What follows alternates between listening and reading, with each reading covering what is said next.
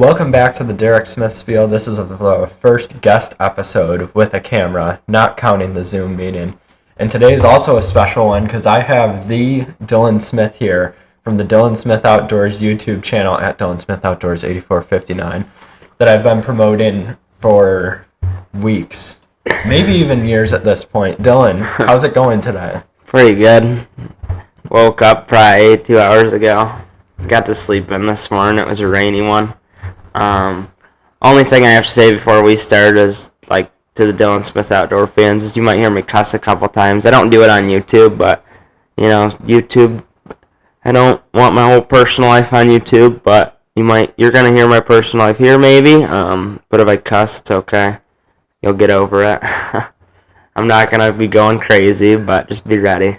It's just part of the podcast. It's part of the game. That's how it goes.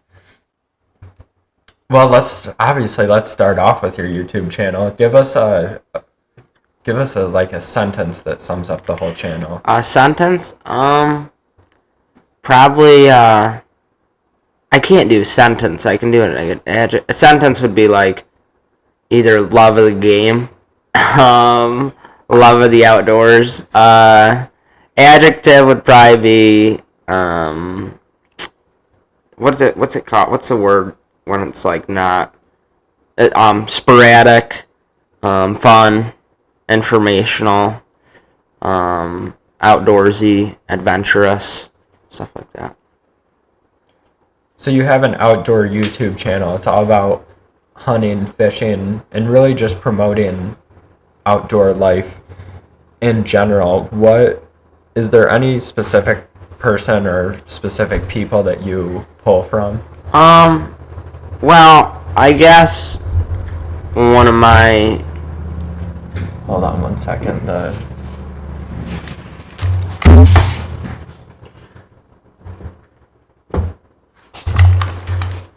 right, you're good now. I guess one of my...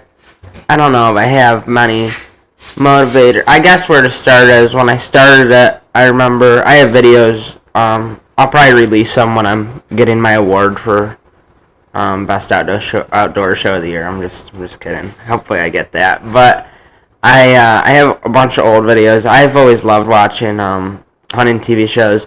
My dad's probably my biggest supporter, reason I got into it, because whenever I was sick or something, he had a bunch of old Realtree Road Trip DVDs with Michael Waddell, and I would watch them when I was sick, and I just remember I always wanted to go hunting.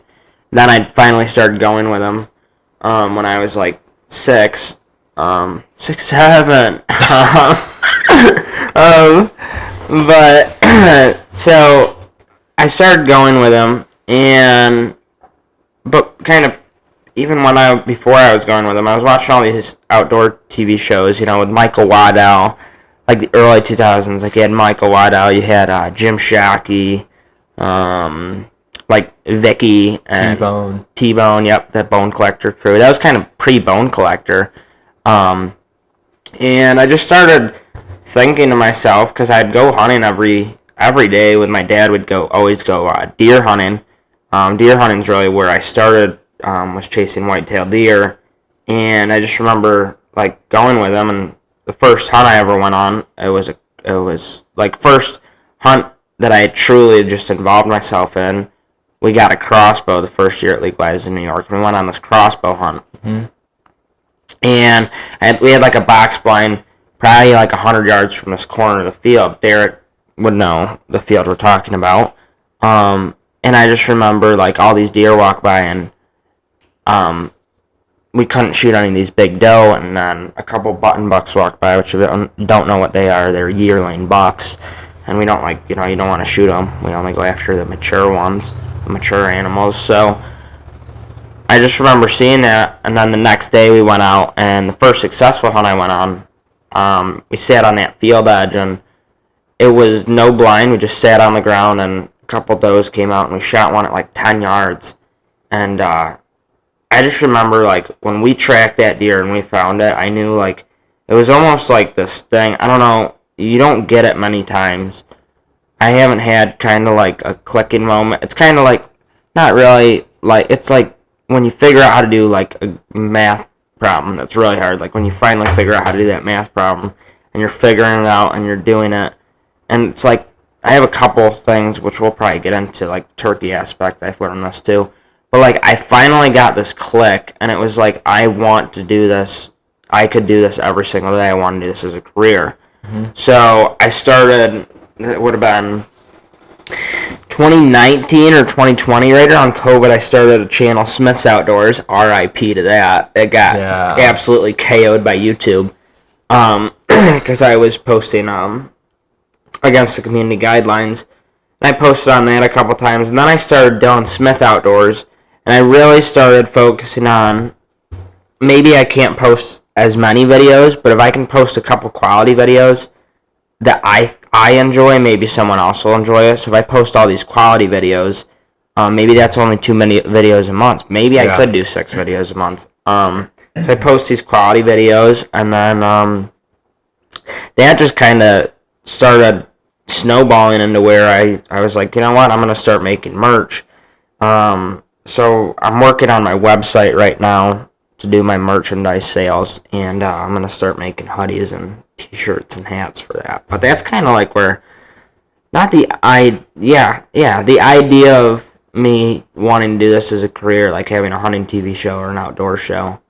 But another thing, that a lot of people, I find I can enjoy it the way I'm doing it, is some people, they'll ask me like, man, that's a job, you're filming it, it's got to be not fun. I enjoy it, because even if I'm not successful, as long as I, like, filmed this animal, I enjoy it. So that's kind of where that started. Well, there's a lot to unpack there. Let's go in chronological order. First of all, your first YouTube channel, Smith Outdoors, you said that was taken down because of community guidelines, but give the listener a little more context, because it's not like you were posting gruesome stuff. No, I wasn't posting gruesome stuff. So I look very young for my age. I'm 16 years old now. When I was posting that, I would have been 11 or 12. And I was posting these videos. I remember the first one that got taken down. I didn't even know it got taken down. Sorry. I'm yawning. I didn't know it got taken down. It was a video. My dad shot a buck. And it was a video of me showing the deer off, and I just remember I opened it up, and it said the video got taken down due to community guidelines. And I didn't look into it much. And then videos kind of snowballed. I got my 3 strikes. The last one I got a strike on was running equipment, and it wasn't even me. It was Derek running equipment. Yeah, at the time I was probably 14. Yeah, 14 or 15. And it got taken down. Another thing, there's some people that don't enjoy what I'm doing, so they would report me for that stuff. So that channel got taken down, but you got to start at square one at some point. So I just kind of restarted and created the Dylan Smith Outdoor brand. Well, same with your TikTok as well, right? Yeah, I had Smith's Outdoors TikTok, and I had a TikTok. This one was kind of, I guess, my fault. I had a video of I don't even remember what it was. I just remember I had a couple TikToks taken down because it was dead animals, like deer and stuff. And then on this last one I got taken down, I took a video of a deer, and then I opened up the bolt to my rifle and showed the bullets, and the TikTok sound was "Dumb Ways to Die." And then it was like a video of the deer, and I thought it was funny. The PETA people did not. I remember that TikTok got it hit I posted it prior. It was getting up there. I was getting like 10 views every minute. It was blowing up. And then all of a sudden I looked, and it's like, your channel's taken down in 30 days. That's it. Because that many people reported that video. I don't know. I had all my strikes. I could have just taken one person to report it, but. And you said PETA people were commenting? What were they saying? Well, none of them. I had one comment, I remember, and the one comment was I don't know, I don't even remember. I don't remember what they commented. It was something just saying how I'm a murderer or something. I don't know. I don't pay attention to the comments like that. Well, that's another topic of conversation I wanted to get into. I never realized that growing up around here in a rural area, everyone hunted, and it's just kind of a normal thing. When I went up to Ithaca for college, like nobody up there hunts. Obviously, it's a Concrete town. jungle. Yeah. Well, I mean, city. Said it. Yeah. Don't get mad at me. We had a debate over this. It's a city. Anyway, not many people hunt up there, and they see it as violent and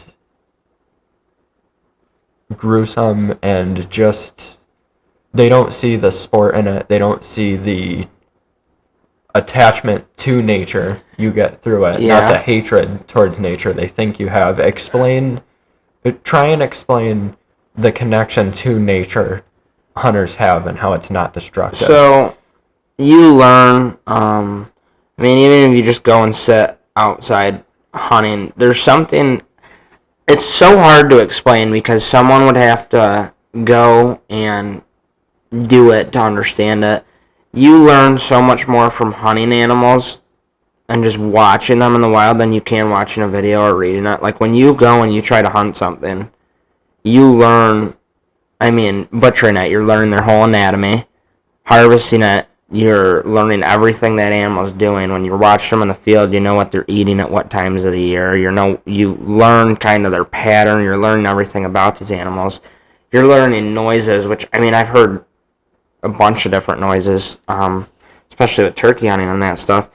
And what a lot of people don't understand, my least favorite thing is, I've had so many people call me like a murderer or saying how gruesome it is. If you place that arrow or if you place that bullet, like in a double lung or in a heart, that animal is dead within like 5 seconds, 10 seconds.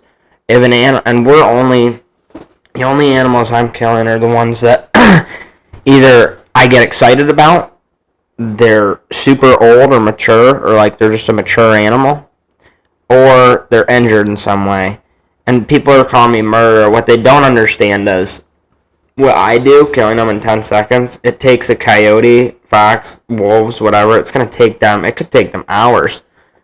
If they want to see gruesome videos, if they want to see what real killing is, go on National Geographic and look up, like, predators hunting prey. Like, the way I'm doing it, that animal doesn't even know compared to, like, an animal actually knowing. And sometimes you are going to get a bad shot. You might not find it, or, it takes a little longer for the animal to expire. And that's part of the game. It's going to happen. But it's so annoying to me when people call me a murderer, especially it's those who don't understand, like those who won't open their mind to something new, and that's where it kind of gets annoying to me. Yeah, that is part of the problem, just that people immediately assume that it's gruesome and they don't open their mind to the fact that if you hunt right, and of course there's people who hunt unethically, incorrectly, but if you're doing it right, which most hunters are, there's nothing inhumane about it. It's a sport, and it gives you a connection with nature. That you've been practicing, bird calls lately. Yeah. You're driving around and you try and make bird calls. Yeah.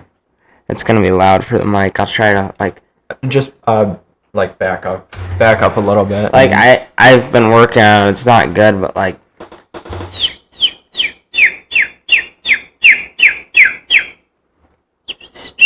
That sounds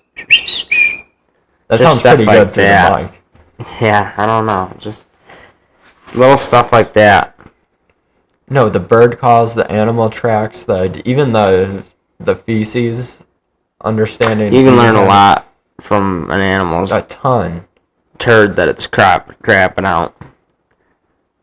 I wouldn't say do it, but if you go and you pick through a turd, you can find like what that animal's eating, its habitat. You can find a lot.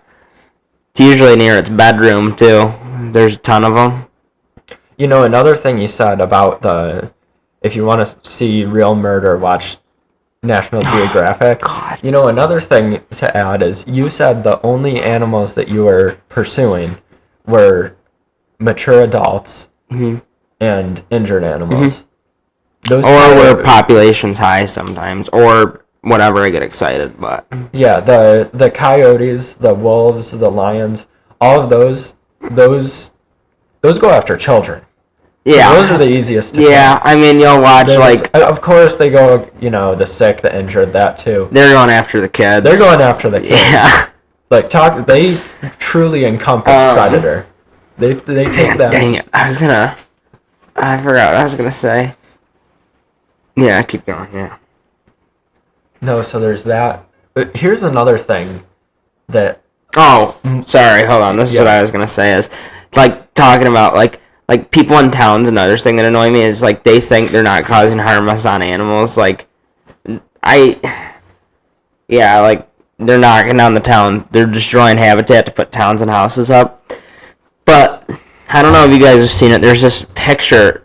I always use it to gross out Derek of a deer that jumped a fence, and it got its reproductive part caught in the fence.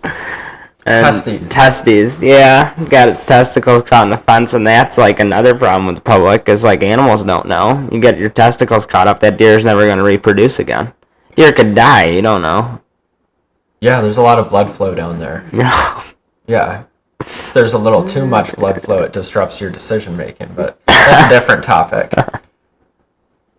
Another thing that shocked me, how many people believe this, when I was at Ithaca, and you're going to have to clear this up, because I'm sure the listener... You're going to talk about the doe pee on people? Yes. Yeah. When I went to Ithaca, people thought that hunters put deer urine on them. So, I get this, so many people, like when I hear that I hunt, so deer it's usually deer. So bucks rut, it's called the rut. It's when they're chasing their doe, and they smell doe pee because they can smell when the doe is in heat, and they'll track her down and chase her down and breed her. And during the rut, as a hunter, that's sometimes when you're either going to kill your biggest deer or see your most deer.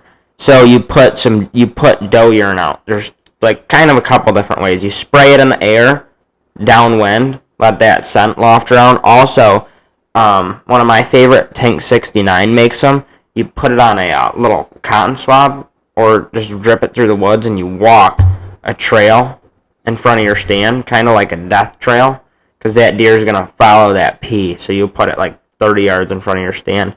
So I tell people that, and they'll ask me, they're like, is it true you put doe pee on yourself? Because there was an incident where a guy dumped doe pee on itself, and they have to have it on the bottle now, and a deer attacked them. And it's like, no, I don't put doe pee on myself. I put it out in front of the... Like, so many people think I put doe pee on myself when I don't put doe urine on myself. But it goes for every hunter. Every hunter. And just to clarify, you were never supposed to put it on yourself. No. That guy... It was just stupidity. Yeah, he thought he had a real life hack, but... No, he died. No, I don't know if he died. He got hospitalized, I know. Yeah, that buck was a little upset when he found another man. But that... I couldn't believe it. I mean, I can. But no, the vision of hunters outside the hunting community is very warped. And yeah, movies and TV shows do a big role in that. Like you see hunters on movies and TVs, they have their orange vest on, or like their Elmer Fudd hats, and they shoot at movement and stuff. But yeah, Hollywood ruined hunting. They ruined it.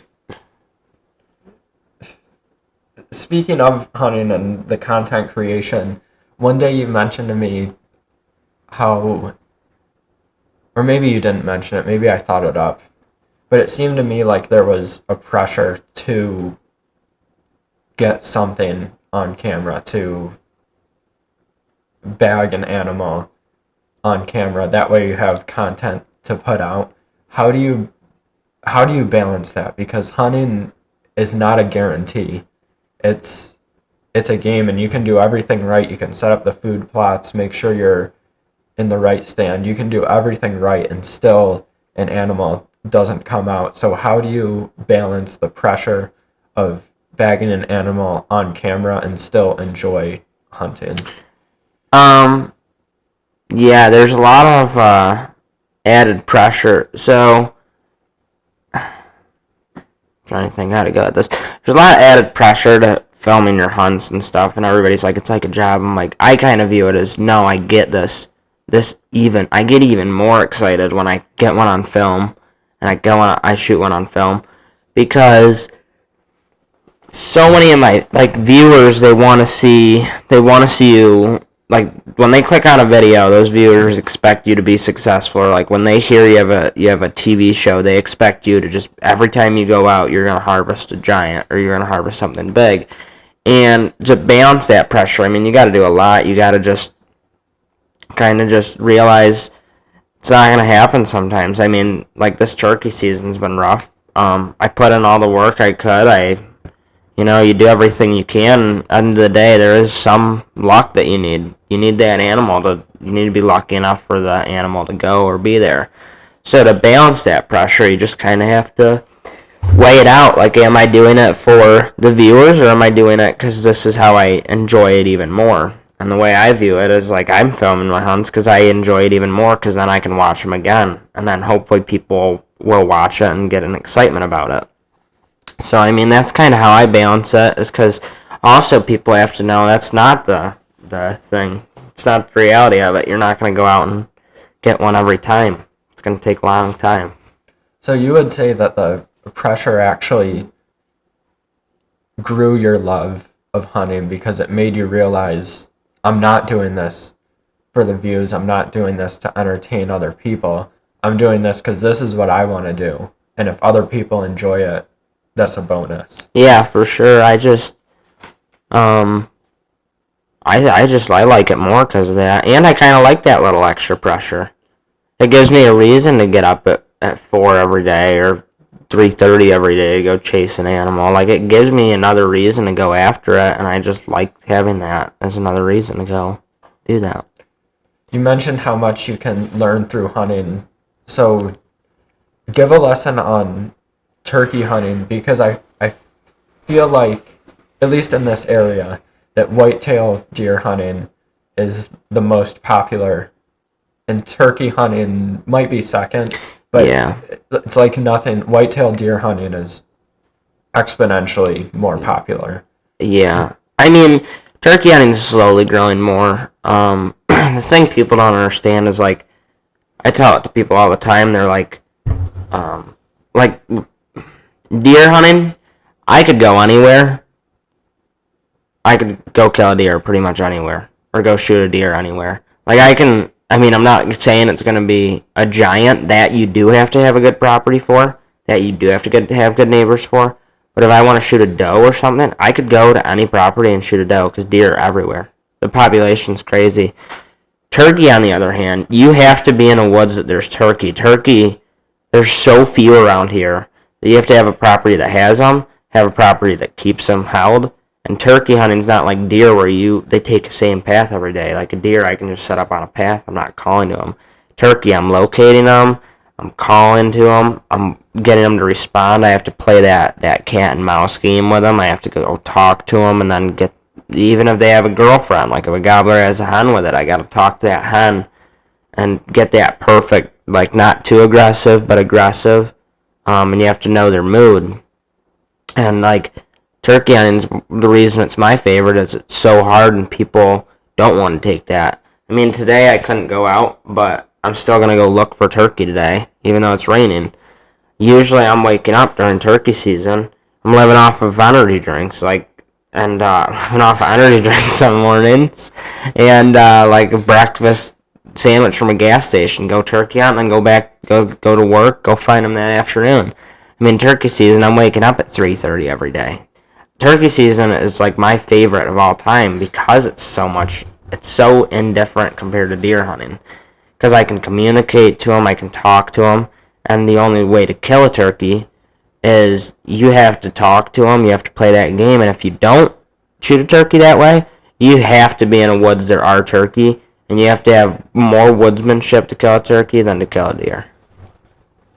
How do you talk to a turkey? Obviously, you use calls, but do you have to almost identify what type of call they're giving to you? Yeah. And then, so give a basic overview of turkey talk. So, turkey calling's one of those things. There's like, I call it easy, medium, hard calls. Easy would be a box call. You can look that up. You just go like this. Medium would be like a slate, and then hard's a mouth call. Mouth call is my favorite. But what the calling thing is, they kind of have like 4 or 5 ways. They have a yelp, which is like, where you at? I'm here. Like, this is kind of where I am. This is hens. They have a cut, which is kind of like, cut's hard to explain because you have to hear it and figure out how they're acting. Then they have a purr, which is kind of like, I'm happy where I am. I'm here. Like, you come to me. They're kind of feeding. They're purring. And then you have a putt, which a putt is like a high pitch. It just sounds like putt, putt. And that's, I'm out of here. That's a warning call. And after that, they run. And you have to know what each of those sounds are like. Because if I hear a hen and she's yelping and cutting really hard, then I know I can probably yelp and cut at that hen hard, and she's going to come to me because she doesn't like that there's another girl trying to get her boyfriend. If I hear a hen that's kind of purring softly, yelping softly, I'm going to kind of just once in a while just purr and yelp very softly to her and get her to work my way. And then the gobblers, they have, sorry, I don't know why I'm yawning so much. They gobble when they're excited. So when you hear a gobble, there's like a super fired up turkey will gobble at pretty much anything. Sometimes they have courtesy gobbles where if a hen's with them, they'll gobble like a couple times every 30 minutes. And then they spit and drum, and that's when they're doing their strut. And that is just to kind of know they're close to you. But yeah. And how do you learn how to differentiate between the calls? Is that something you kind of have to get out and yeah, to learn it? I mean, you can learn a lot from YouTube, but you're not going to completely know until you go and you mess up a couple times on some, and either from calling too much, calling too little, the noise. That's something you kind of learn just as you go. You mentioned that you live off energy drinks. What's your go-to energy drink? Early season, or like early season turkey when I'm not super sleep deprived, or like in the summer, I usually do like a fizz-free Celsius because I don't like that much carbonation. But what I've really started to like is Monster Energy came out with a red, white, and blue Raz. It's like a bomb pop flavor, and I really like that. So that's probably my new go-to. You used to be a Prime drinker, and Prime had a bomb pop flavor, didn't they? Yeah, I used to really like Prime, but then I got into Celsius and stuff. I kind of drifted away from them. Well, who does the bomb pop better, Monster or Prime? Monster. That thing's so good because it actually tastes like a bomb pop. Prime was a little too sweet. I like the zero sugar bomb pop flavor that Monster does. And then Prime was just really sweet. Do you feel that you find yourself having a caffeine addiction? No. You haven't noticed any withdrawal, any headaches if you don't drink it? No, because I can stop whenever I want to. But have you tried to stop? Yeah. I'll take a couple days off. And then I have one here, drink it, why not? Overcome with exhaustion? Well, I don't know. Sometimes, but I mean, I'm not drinking them for the energy. I'm drinking them for the flavor. And then the energy sometimes, but... So, you said you had to wake up at, like, 3 a.m. Yeah, usually... to chase turkey. Usually 3:15. Yeah, which is what discourages me from hunting turkey. Why do you have to wake up that early for turkey hunting? Because deer hunting, you can kind of go out whenever, put an asterisk on that statement. I mean, you want to get out deer hunting before sunrise. Turkey, I like to get out that early if I roost one the night before, because I'm going to slip under it when it's still asleep in its tree. And then, or what I'll do is, if I'm driving somewhere, I just like to drive to that spot and get to that spot at like 5 o'clock, so I can just listen for them to gobble on their roost. So, the day before when you're looking for turkey, a lot of times the goal is to roost a turkey, which means that they nest in a tree. Fly up, not nest. They just fly up. They fly up, and then they tuck their head under their wing, and then they sleep. Obviously, to protect themselves from predators. That's why they sleep up in trees. But the funny thing is, turkeys still leave their eggs and nest on the ground. They don't put their nest and eggs in a tree. They leave them on the ground. Do you think that's why the population is so low here? Yeah, and, I mean, more hunters now, and nobody's trapping anymore, so a lot of predators are going up. Nobody wants to predator hunt, so that's part of the reason, too, yeah. Why does no one want to predator hunt? Well, fur prices went down, and that pretty much killed it. That was pretty much it. Fur prices.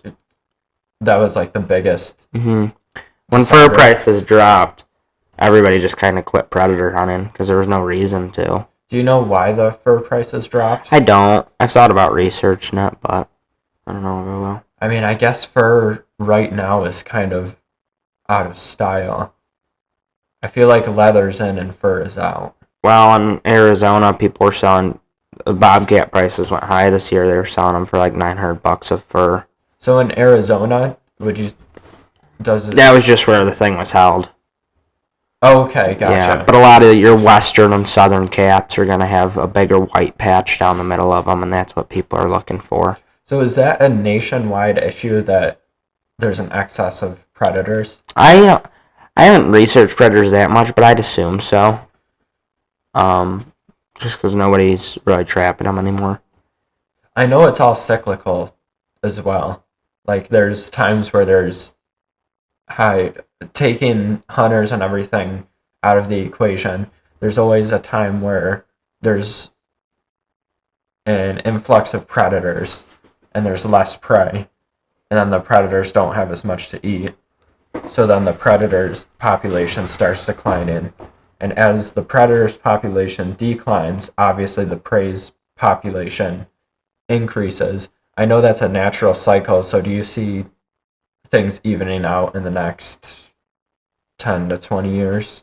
I don't know. Again, I'd have to do more research on that. I hope so. But I wouldn't know unless I researched that. Well, thank you for your honesty on that. Because seriously, a lot of people would come on and they'd be like, yeah, I've had professors do that in college. Like, you're up there and you ask them a question. A lot of professors are assholes, though. There's a handful. Professors are usually, I'm not trying to, don't quote me on this one, like, I'm not trying to make, I don't want to sound like a dick when I'm saying this, but a lot of professors are people that, like, some people truly enjoy it. A lot of them are people who got so close to their goals and then gave up that they just decided to be a professor. Or didn't make it. Yeah.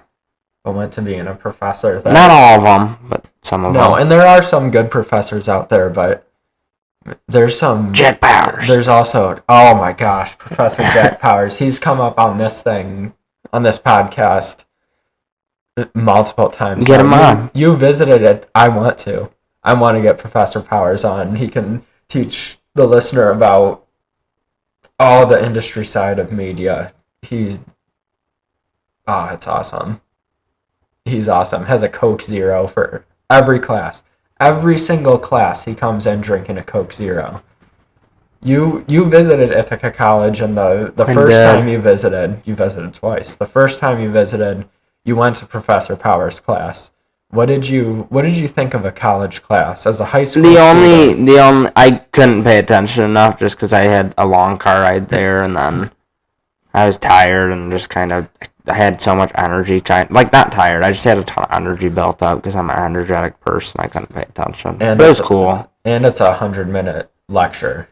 Yeah, I couldn't do it. That's why I don't think I'm gonna go to college. I just can't do it. Because you visited college. I took you to one class and you're like, it's not for me, dog. For me. I'm not about that life. I'm not about that life. Well, other than the classes, what did you think of Ithaca? It was cool. A lot of Derek's homeboys are cool. Oh yeah. Too many of them to name. All of them are pretty chill. The second time, a kid named Niche. The first time I was up there, we hung out a ton. Second time, I guess he had prior commitments to withhold, I guess. He hung out with his girlfriend the whole time, so. Yes, he did. Meanwhile, the best part about the story is he calls me on the way up there. He's like, yo, when you getting here, bro? I'm like, yeah, bro, 2 hours. And then get there. Yeah, I'm going to my girlfriend's house or whatever. No, so what happened? And I don't want to tell Nick's story for him. Oh, you because can. I'm hoping to have Nick on the pod. I'd like to get on the pod with Nick. I won't go into... that would be a good episode.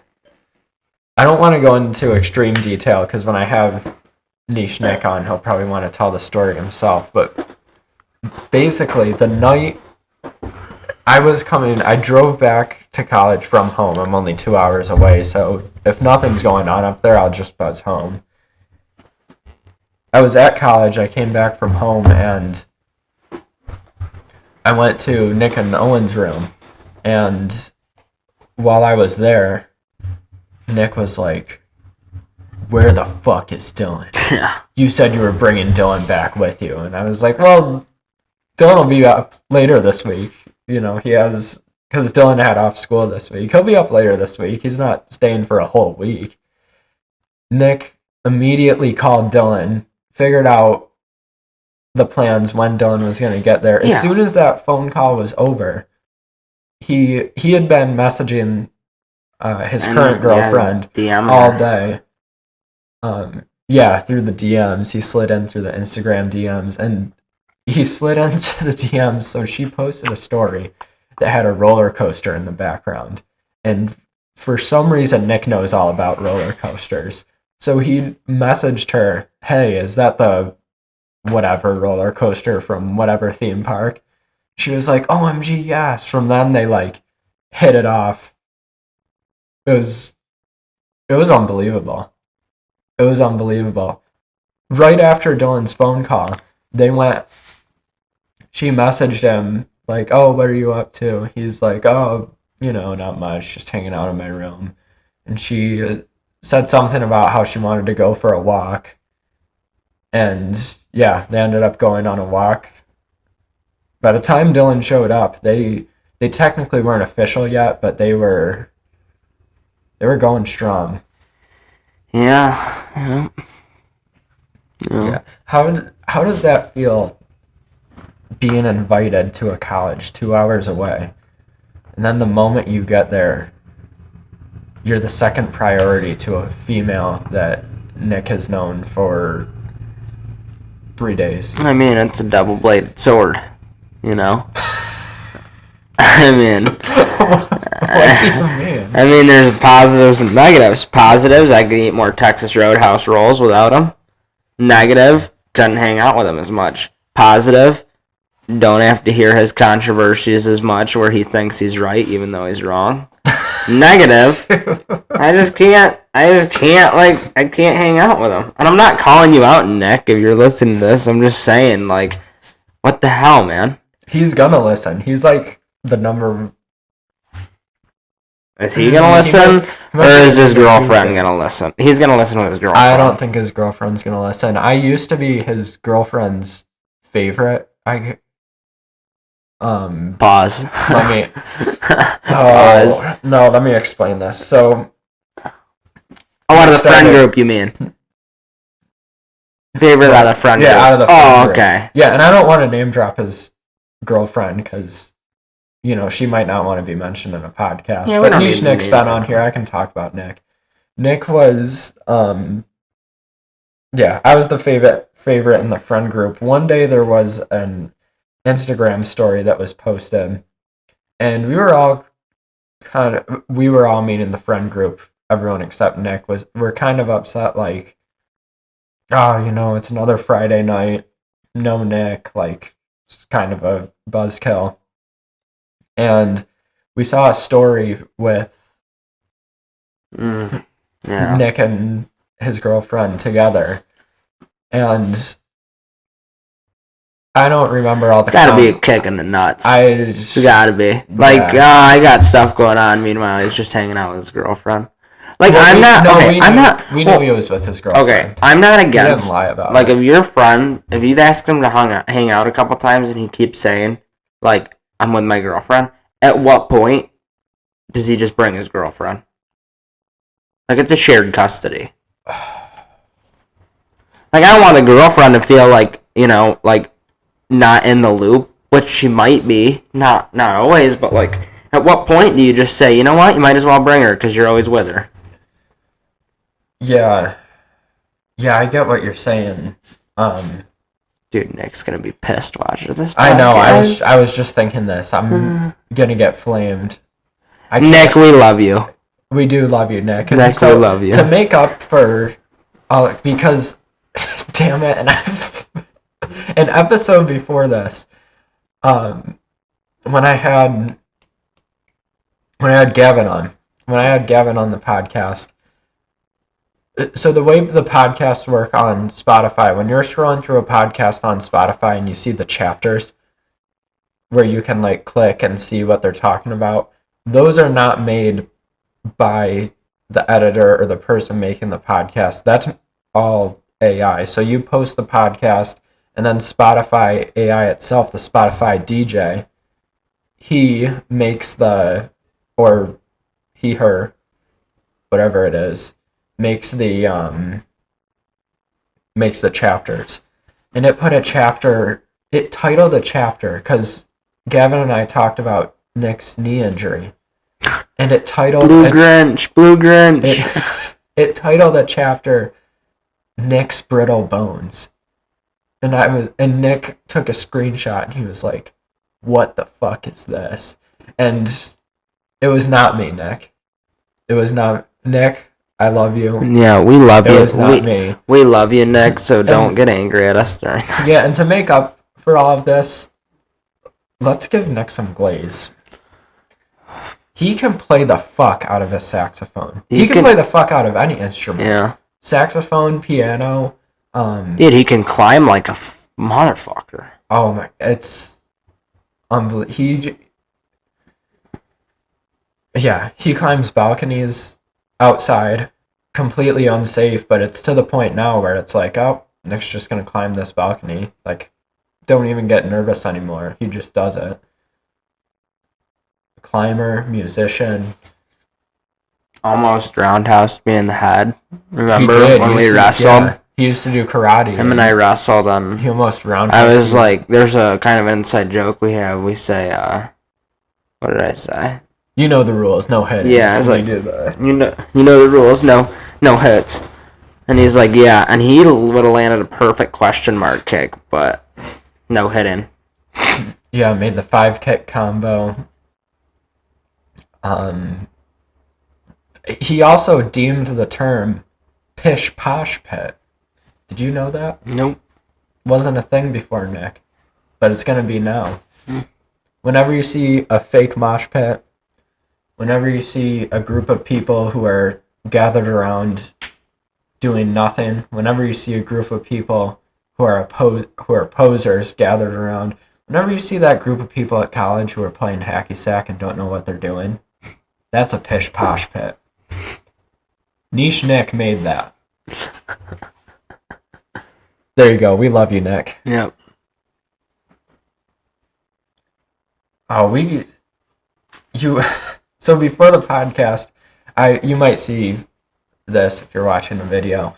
This is my notes of topics that we need to hit on. I gave this to Dylan and told him to write down anything else we need to add, and you put the Yeti cup incident. Okay, so I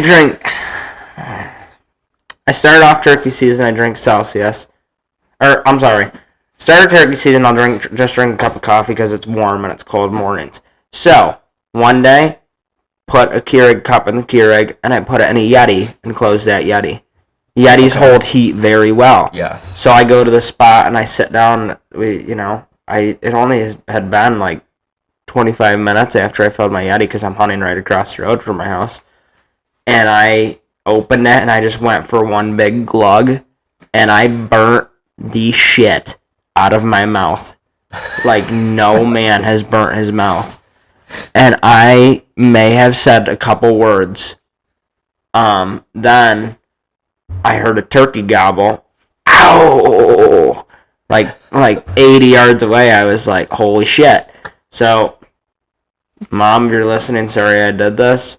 The little pink Yeti she had, I just yicked it in the bushes, went after the turkey, never shot the turkey, recovered the pink Yeti.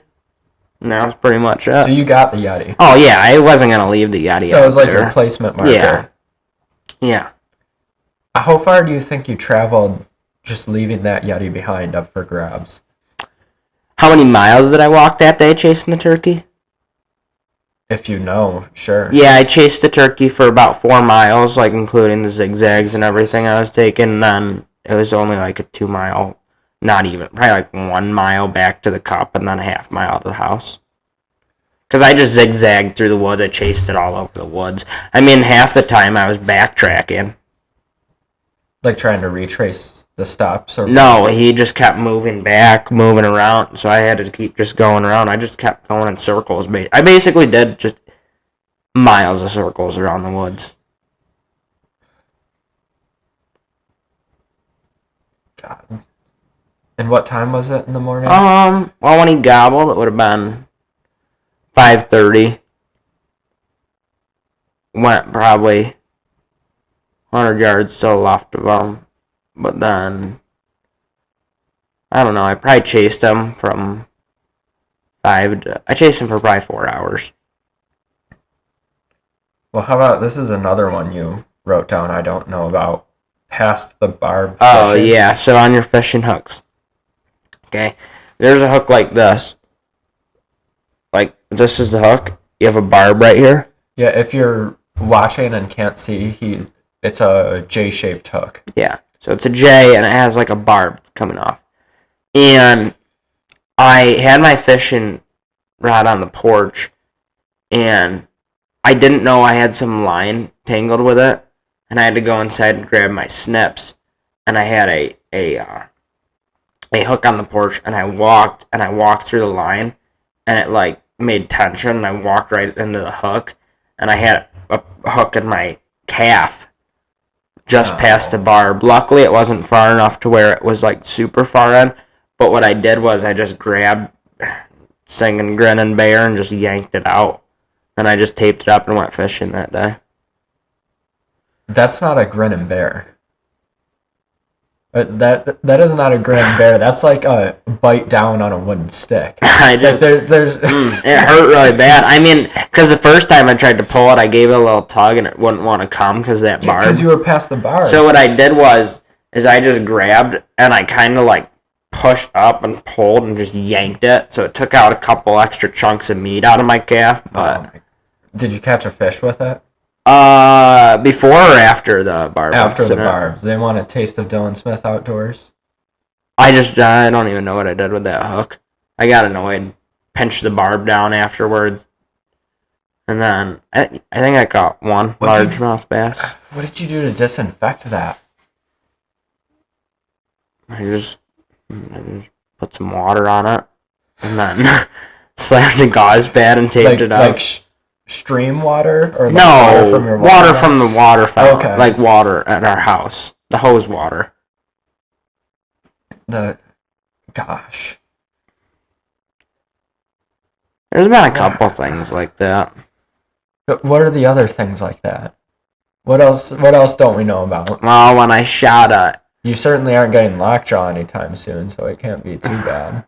Yeah, well, when I shot a crossbow bolt into the ground to decock it, it snapped. But there's a rubber piece that you put on the arrow so it doesn't go too far into the ground. Yep. And it's fiberglass, the arrow. And I grabbed the rubber part and just yanked, not thinking all the fiberglass will go into my hand. So I had shards of fiberglass in my hand. So as I was hunting, I just kind of picked them out with my teeth.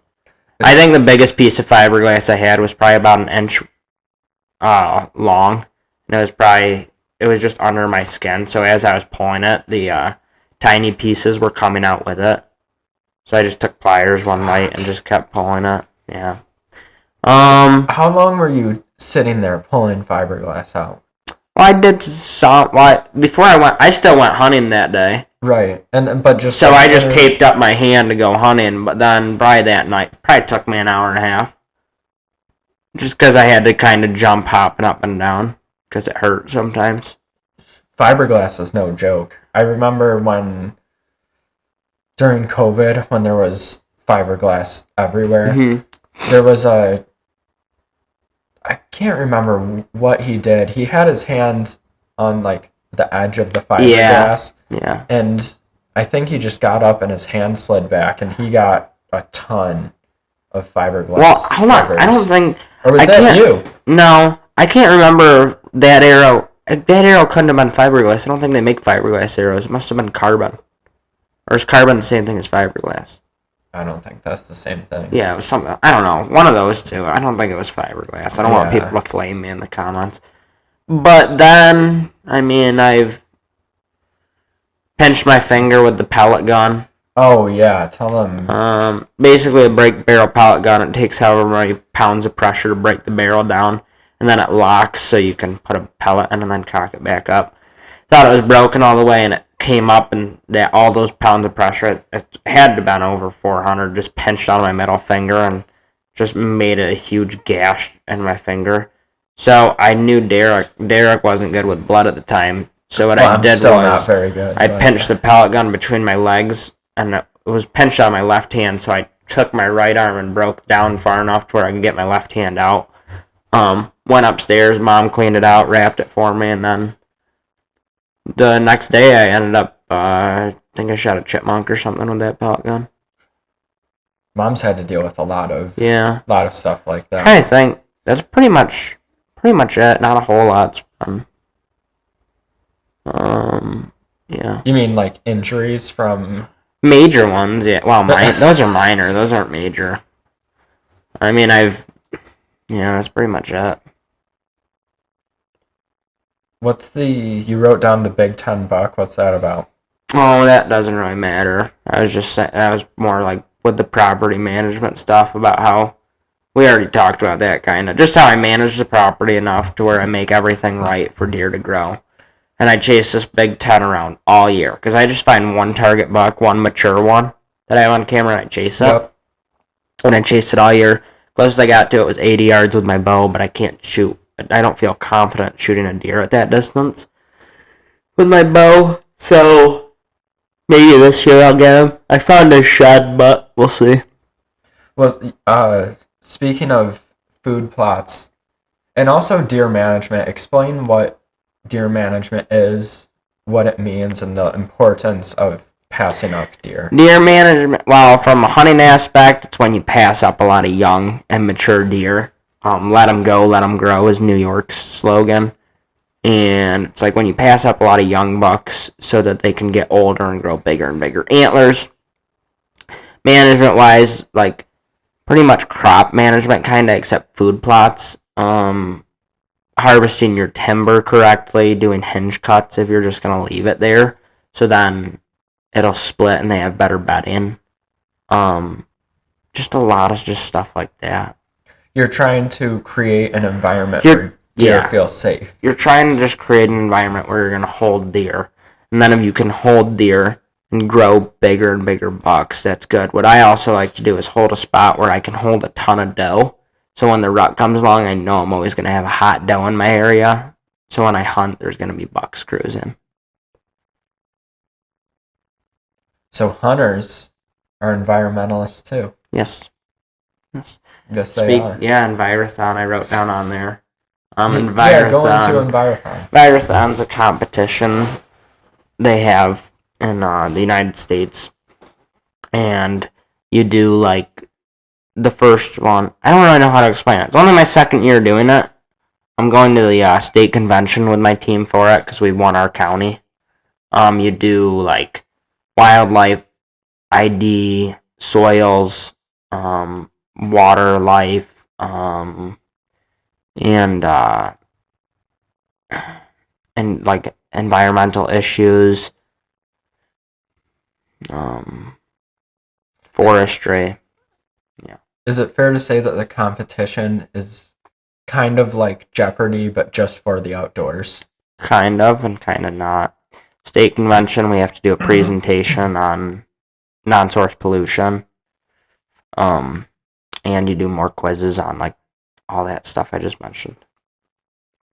So multiple schools go to a meeting spot and they all take an outdoor quiz. So first, all those things I mentioned are in different, like, spots in your place. So you take a quiz at each one based off your knowledge. And the best school in the county will go on to the state convention, and then I think the winner of the state convention goes to nationals, and nationals is in Louisiana this year. So the goal is to make it to nationals. You qualified for states, correct? Yeah, our group, we qualified for states, so we're going to Cortland, 27th, 28th. We do a quiz. But this month? Yep. Actually, next week, yeah. Can you say what your presentation is on, or can you not disclose that? It's on non-point solution. Right. Pollution. I can't. No. You can't go any further than that. Okay. Well, that's fair enough. Non-point pollution. I don't want to start any drama, any Envirothon cheating, leaked information, nothing like that. We don't promote that. This isn't Watergate scandal. Oh, this one I can go into. You wrote down gum or mince fiend. Yeah. This I want to give my 2 cents on.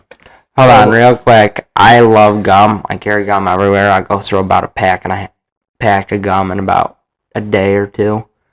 I just love having minty flavor on my mouth. It used to just be I'd eat 1 piece a day. Now I eat 2 at a time, and then I'll go through a pack every 2 days. I just like having that fresh feeling in my mouth. So he does. He loves gum. Always has. It's unbelievable how much gum he chews. No, he didn't exaggerate at all. A pack a day. He's like a smoker. With mints, it's like cocaine with him. He's like a heroin addict. I always have mint in my truck because... Sorry. No, don't worry about it. I always have mint in my truck because if I'm going somewhere, I want to make sure my breath smells good. Dylan figured out I have mint in my truck, and it started every day before school. He would pop 1 mint. He would just take 1 mint. One day, 1 mint wasn't enough, so he started taking 2 mints at a time. Then 2 mints at a time wasn't enough, so he started taking 3 mints at a time. Next thing you know, 2 days have gone by, and my full Altoids container is gone. He's just going through it. It is no joke, just like a heroin addict. Like they take a small dose to start, and it's amazing. Then they take that same dose, and they're like, this doesn't hit the same. So then they just keep going and going. So my concern for Dylan is that if he takes a break from his high mint consumption, he's going to come back and be like, to get this buzz off the Altoids mints, I'm going to have to take 6 mints. And then he does it, and it just overwhelms his whole system. He might pass out. He might be the first person to OD on Altoid mints. Yeah, maybe. Would you care to comment on your addiction? No, it's just I just like them. I don't really have anything to say. I just like Is this also like coffee, something you could stop anytime, you just don't want to? Yeah. I just like it. I don't know. I'm not going to stop. I could. I just don't know why I would. I like the feeling. If I like the feeling, no need to stop. You're also addicted to The Office. Mm-hmm. How many times through have you watched The Office? 8. I'm going on my 9th right now. Jesus Christ. I love The Office because it's one of those shows where you can watch any episode. Obviously, there's story. No, you can't. Yes, you can. No, you can't. There's storylines, but you could turn it on and be in the middle of season 3, and you could watch that episode and understand what's going on, and life's good. It's also a great. It's one of those shows. The problem I have with TV shows is you get into it and there's so many storylines, and if you aren't watching at least one episode a week, if you take a week off, I already forget what's going on. You lose your rhythm, you lose your momentum, and it's gone. With The Office, I could take a 2-year break, turn on The Office, and oh yeah, just a bunch of people doing dumb crap and having love affairs in The Office. You don't feel the same way? No, I think you need to watch every episode to understand characters. And the whole story. It's one big story. One big story. In a way. It's like reading every it's like just like Harry Potter. It like is that, nothing yeah. like Harry it's like Potter. I could, yeah. It's just saying. It's like me saying I could go watch the third Harry Potter and know exactly about everything. I just am missing a couple little storylines. This is not comparing apples to apples. One is a sitcom, and one is formerly a novel turned into a movie. It's not the same thing. Yeah, it's the same. Well, okay, let's move on to this. I don't want to have a debate podcast. What do you think about Jim Halpert? I like him. He's a good guy. You like him? Can I give my hot take on Jim Halpert's character? Look at the camera when you do it. Now, Jim, he's funny. Obviously has a lot of office pranks. Here's my problem with Jim. He is an ambitiousless man. He's not. For the first 7 seasons, he had no ambition at all. He's a yearner, Derek. He's a yearner. God. He's a yearner. I fucking hate yearners, dude. I fucking hate yearners. I hate when I open TikTok and it's like, oh, top 5 yearners. Let me see how much of a fucking pussy I can be. Oh my god, I hate yearners. Hate them. It puts such a... Here's the problem with yearners. Here's the problem with anything. Movies make yearners look like great guys. They kind of fucking suck in real life. They're, in other words, stalkers. They're stalkers. Codependent. Hopeless romantics. Codependent. Like, no. Everybody's going to be like, oh, it's just because you don't have a girlfriend. No, it's because I have a fucking brain in my head. I understand when I'm whipped and when I'm not whipped. Well, no, seriously. Like, let's put everything to the side and let me paint a picture. You're a man. In a boy's world. No. You're a man. Let's say you're a 20-year-old man. Okay? You're a 20-year-old man. You're just, I don't want to say living life because you're still trying to figure shit out. You're 20 years old, you're walking around, and imagine if you obviously, like, you don't have that great of a job. You're 20 years old.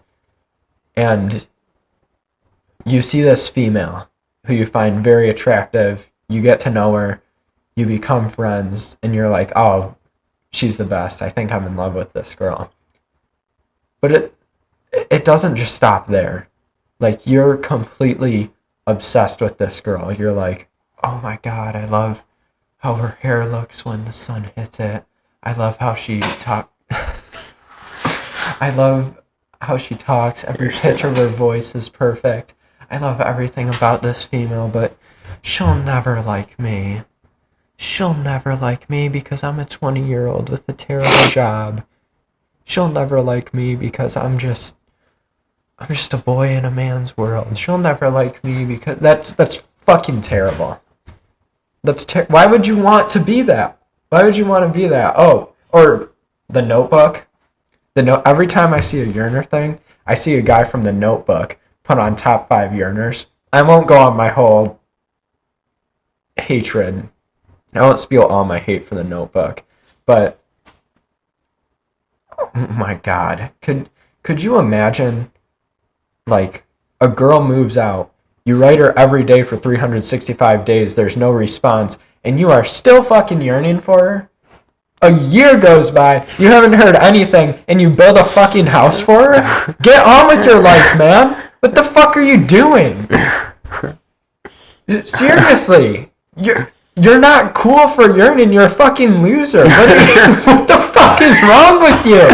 You look like Ryan Gosling, and you're building a house for a girl who's fucking engaged and hasn't talked to you in a year. What are you doing? She don't want you, man. You gotta learn, another thing, learn when to fucking give up. Yeah. You're not gonna get every chick you want. You're not gonna get every guy you want. You don't call every hand a poker. Fucking grow the fuck up. Take your loss. Move on. It's gonna suck. You're gonna wish you could have her. You're gonna wish you could have him. Give up. Yeah, but don't waste a year of your life fucking doing anything. Simping. He built a house for no fucking reason. Well, they ended up getting married in the end, but which pisses me off too. That was the most.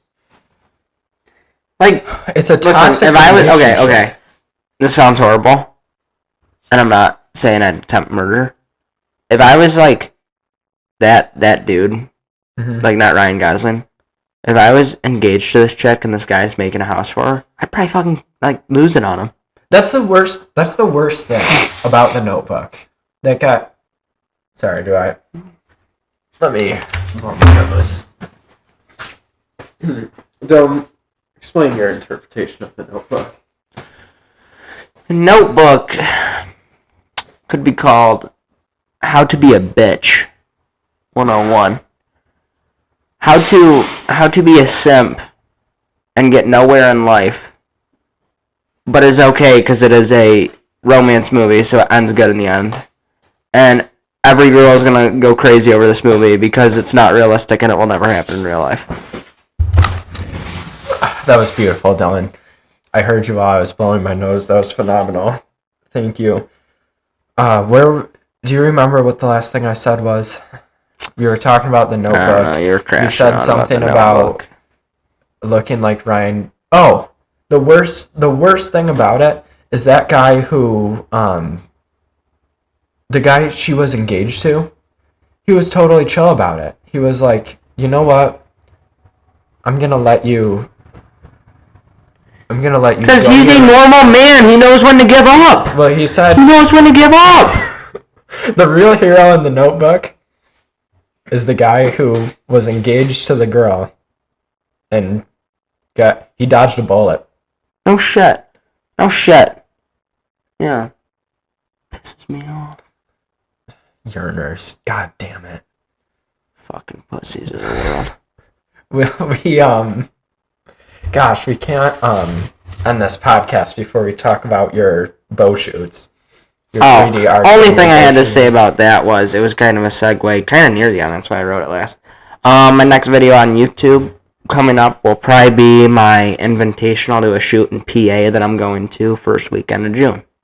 Well, discuss your history of competitive bow shooting. I shoot 3D archery, ASA, shoot a Hoyt RX4 Ultra, Hoyt Ultra rest on it, Spot Hog, Fast Eddie 2-pin. I got into 3D bow shooting because of a guy named Dustin Sheeran. And I just kind of started loving it. I won my state champion shoot last year, so I'm hoping to do that again this year. I have a couple of tough competitors at my class this year. They're all shooting really good. It's so hard to explain 3D unless you watch it, so you guys will have to go look at it. It's just a fun way to compete in what I like to do. So I'm going to go to the Invitational, film some, and post a video on it. That video will be on YouTube at Dylan Smith Outdoors 8459. Make sure to check it out. And yeah, check out Dylan's channel. If you're not into hunting, just give it a chance. Educate yourself because it connects you to nature in a way that is not destructive, but is productive. How do you like that? Very good. Spitting bars over here.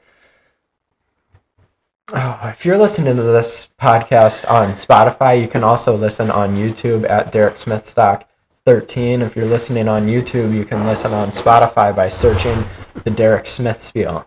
If you don't want to listen to the full episodes, you can listen to the shorts on TikTok at SmithStock5 or on Instagram, Instagram at Derek Smith Stock 13. Make sure to tune in, and of course, one more time, Dylan Smith Outdoors at 8459 on YouTube. Dylan, thanks for coming on. That was a great episode. Thanks for having me. You'll be on more in the future. Oh, yeah.